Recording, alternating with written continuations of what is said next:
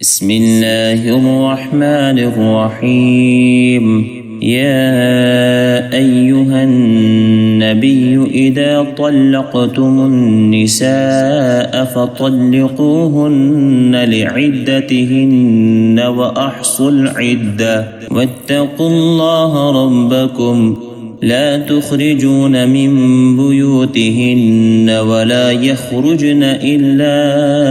أن يأتين بفاحشة مبينة وتلك حدود الله ومن يتعد حدود الله فقد ظلم نفسه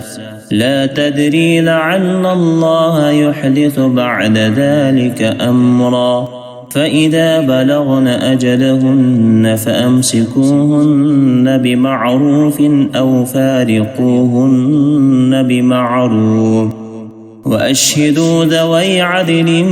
منكم وأقيموا الشهادة لله ذلكم يوعظ به من كان يؤمن بالله واليوم الآخر ومن يتق الله يجعل له مخرجا ويرزقه من حيث لا يحتسب ومن يتوكل على الله فهو حسبه إن الله بالغ أمره قد جعل الله لكل شيء قدرا واللائي يئسن من المحيض من نسائكم إن ارتبتم فعدتهن 3 أشهر واللائي لم يحضن وأولاة الأحمال أجلهن أن يضعن حملهن ومن يتق الله يجعل له من أمره يسرا ذلك أمر الله أنزله إليكم ومن يتق الله يكفر عنه سيئاته ويعظم له أجرا أسكنوهن من حيث سكنتم من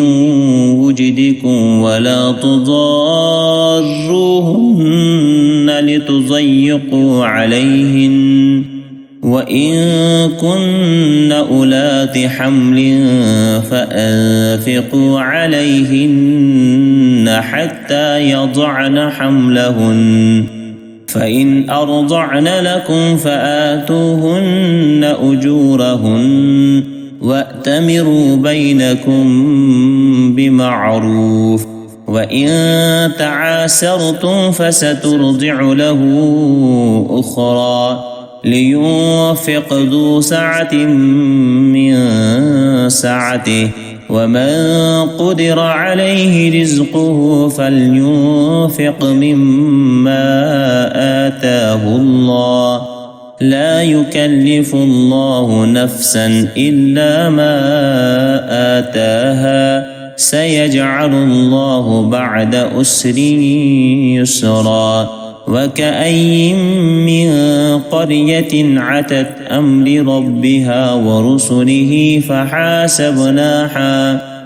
فحاسبناها حسابا شديدا وعذبناها عذابا نكرا فذاقت وبال أمرها وكان عاقبة أمرها خسرا أعد الله لهم عذابا شديدا فاتقوا الله يا أولي الألباب الذين آمنوا قد أنزل الله إليكم ذكرا رسولا يتلو عليكم آيات الله مبينات ليخرج الذين آمنوا وعملوا الصالحات من الظلمات إلى النور ومن يؤمن بالله ويعمل صالحا يدخله جنات تجري من تحتها الأنهار خالدين فيها أبدا قد أحسن الله له رزقا الله الذي خلق 7 سماوات ومن الأرض مثلهن يتنزل الأمر بينهن لتعلموا أن الله على كل شيء قدير وأن الله قد أحاط بكل شيء علما صدق الله العظيم.